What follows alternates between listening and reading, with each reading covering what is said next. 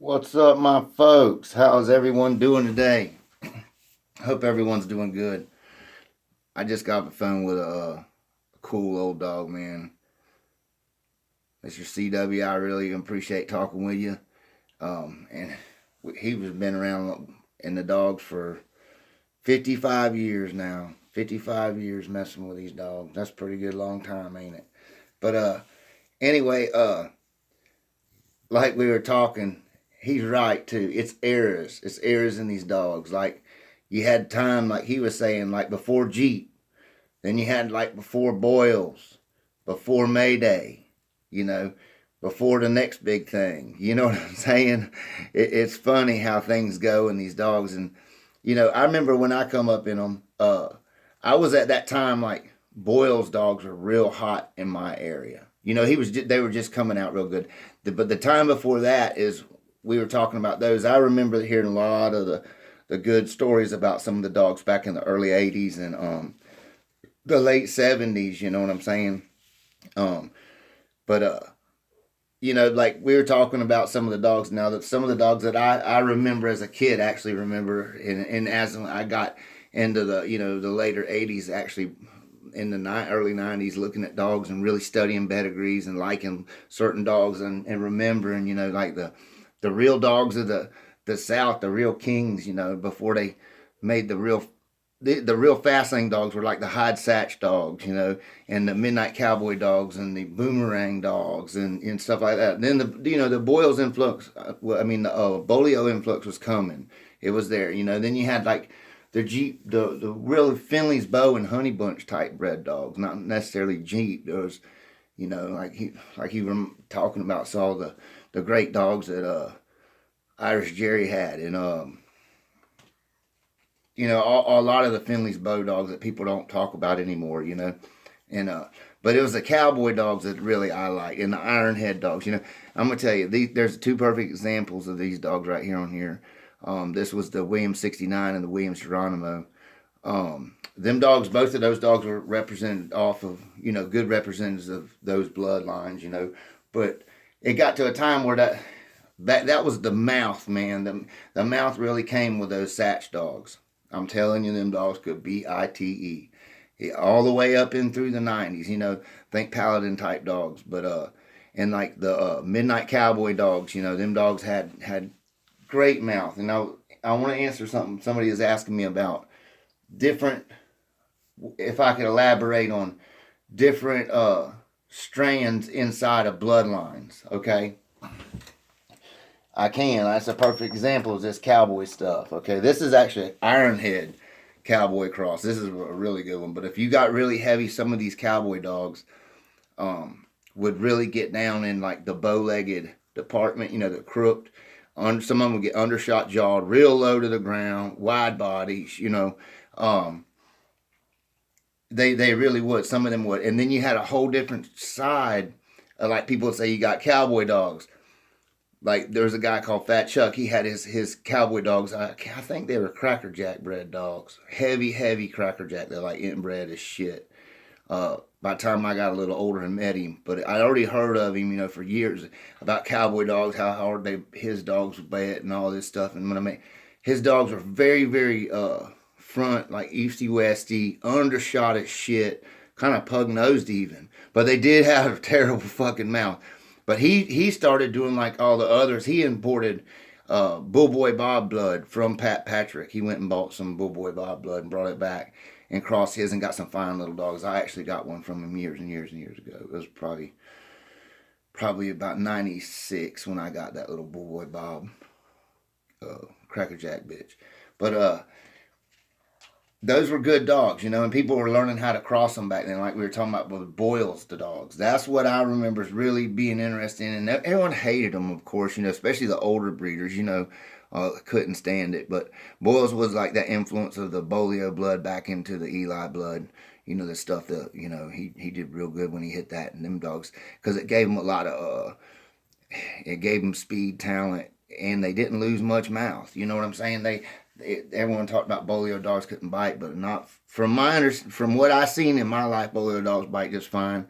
from what I see in my life, like the Red Boy dogs was coming up back then, and I remember that was a common thing. People say they couldn't bite, but whatever that was back in the '80s, that was said about. By now, the breeders that have stayed with those lines and worked with those lines, they've corrected all that by selective breeding and all that. Most of them dogs are all, any dog nowadays from any of these old bloodlines like we were talking are really, if they're done right and kept in good and bred right, it's a good chance of having a good one off of any of them. But these older bloodlines really stood and held their like own traits. You know what I'm saying?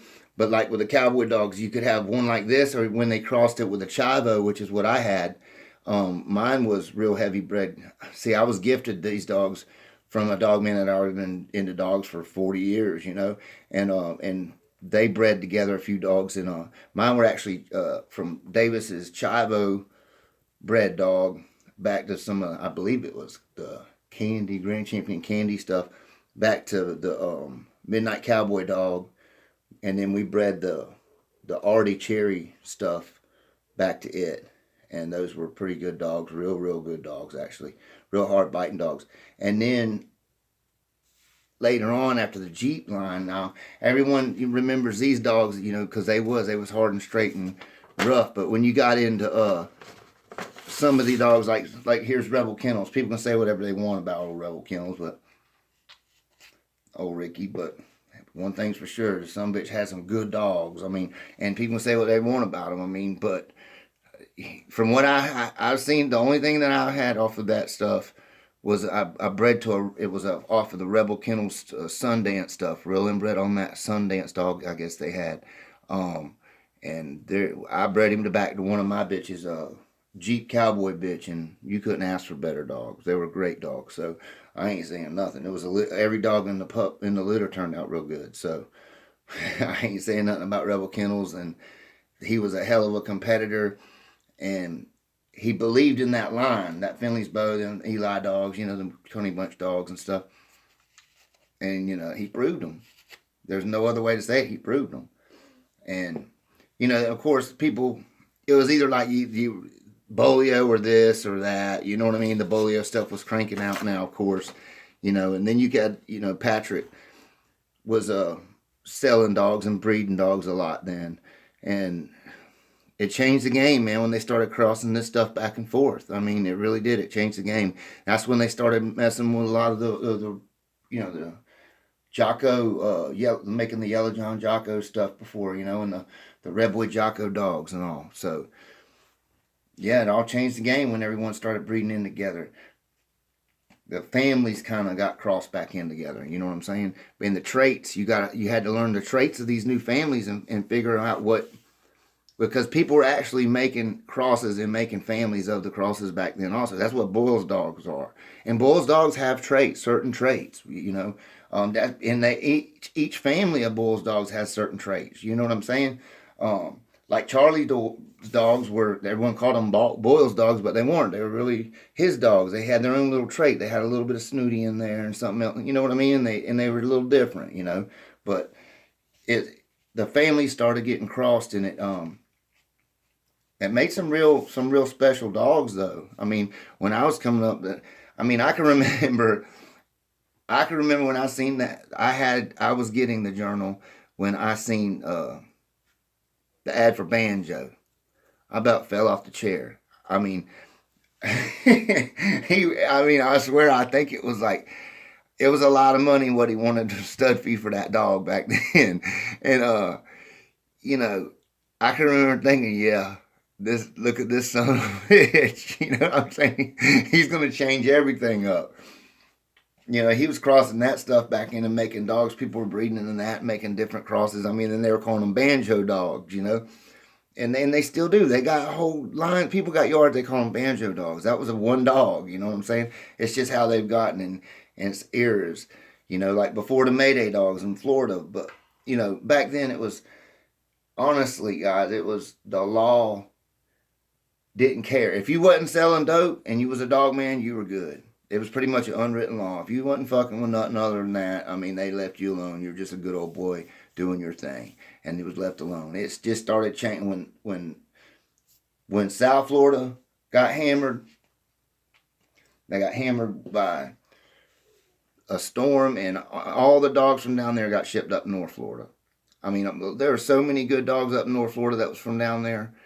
And then after they got done fucking tearing them old men up, because all the old timers was down there and had nice kennels and everything. Some of the best blood in Florida was down there. After they got done ripping all those guys' hearts out, then they moved up to North Florida, and it was pretty much the local law enforcement let everybody know, hey, look, there's no more playing games with this shit. I mean, the good old days were over. You know what I'm saying? It is pretty much how it was. I mean, and now it's a thing that you pretty much, you know, everyone talks about this, like titles, you know, like the global thing.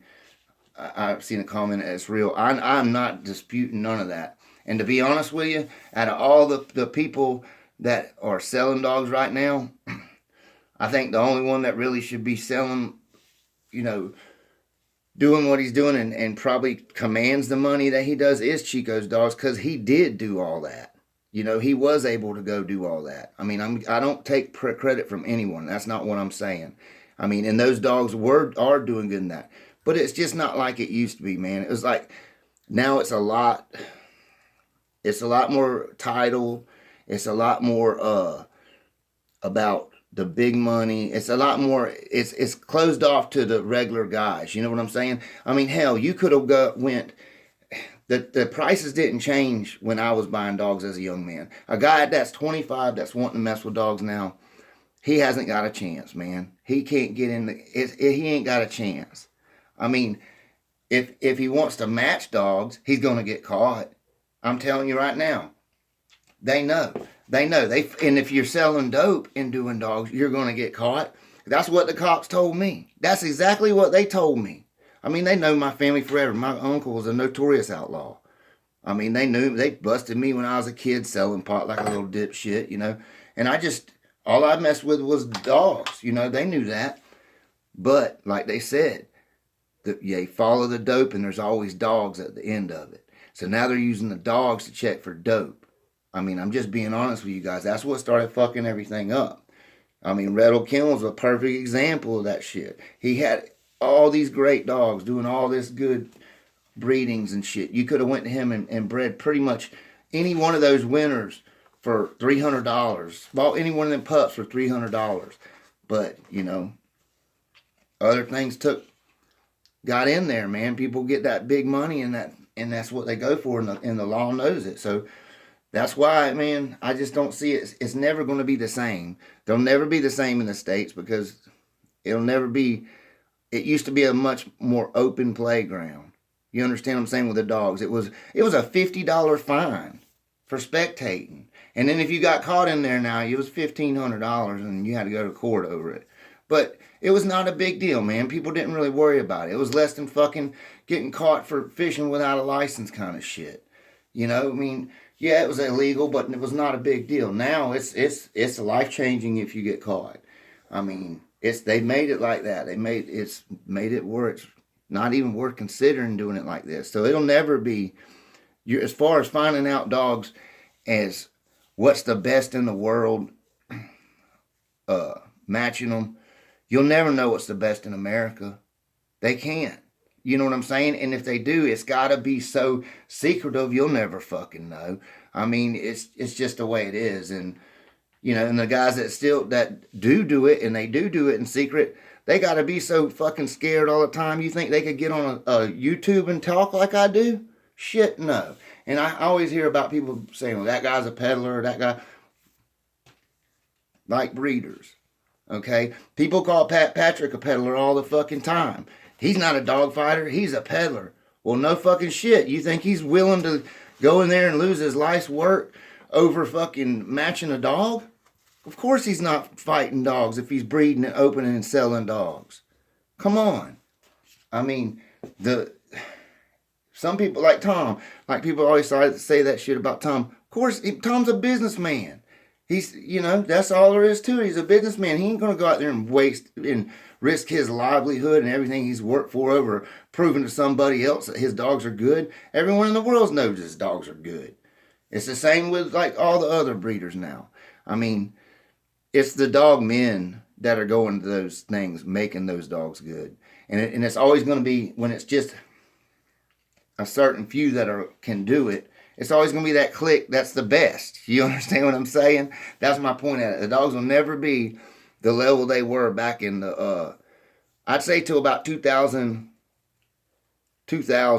it was, the dogs were still, there was still a lot of good competition. Well, really about 95, it really started going downhill. That's really when it was like, to me, it was no fun anymore. I ain't fucking with it like that.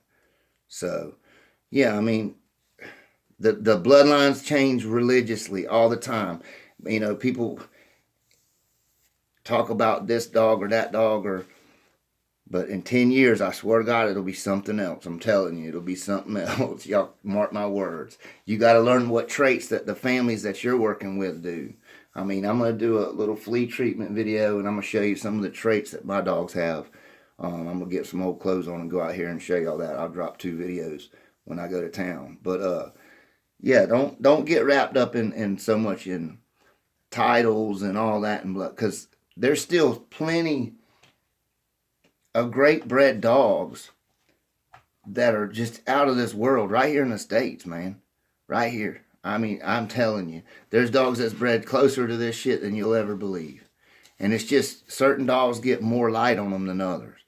Don't ever think that one is going to be superior in every way, because it doesn't work that way, guys.